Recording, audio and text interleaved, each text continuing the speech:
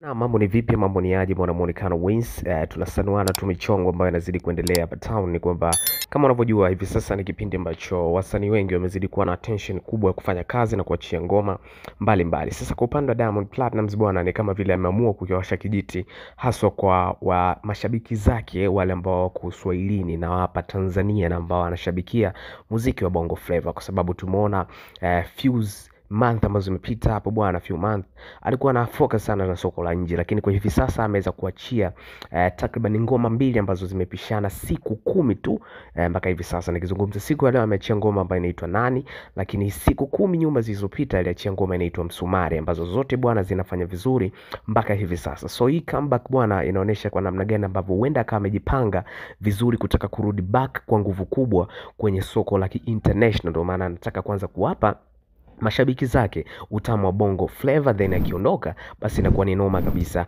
kabisa kabisa. So big shout out kwake, big shout out kwa mashabiki ambao wanamshabikia. Usiache kucomment, kulike na kusubscribe our YouTube channel, kwa sababu wewe ndiye familia.